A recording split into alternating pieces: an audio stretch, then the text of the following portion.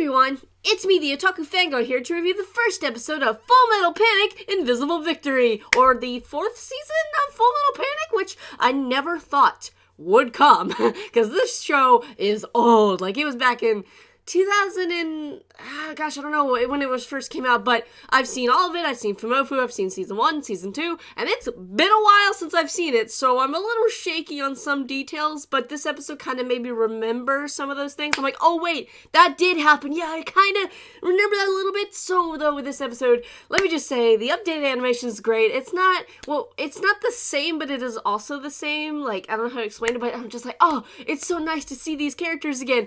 Except I watched the series in the dub, so hearing their Japanese voices was a little off-putting, especially for Sosuke Sagara. I was like, whoa, that voice is way deeper than I expected. Like, his threw me for a loop. I was like, whoa, okay, that voice is not what I expected. But as time went on, I kind of got used to it. I'm still kind of iffy on that really deep voice that he has. It's really weird to me, but okay. So him and Chidori are just, living their normal lives at high school. They're in their 3rd year. They are part of the student council and all that fun stuff, and that one guy's graduating and stuff, and I'm not sure if he was in the previous seasons. I feel like I've seen him before, but I'm like, I don't really know. The guy with the glasses. But anyway, so with this episode, Chidori and Sosuke are gonna go to her house, and they hold hands. That scene was super cute, and I was like, I'm dying inside, because I ship that so hard. But anyway, that scene was really cute, but the main plot or point of this episode really is that when they got to her apartment, Tessa's brother, who I forgot the name of, was there, and he was basically coming to offer Chidori come to his house, be safe offer, basically, because of her whole whispered thing, and how his organization's about to take force, and get her, and he's like, no, if you just come with me, it could be peaceful and fine, you'll be safe. And she's like, no, because do you remember what you did to me? And I'm like, oh yeah, didn't he, kiss her, I think? Because when she touched her lips, I was like,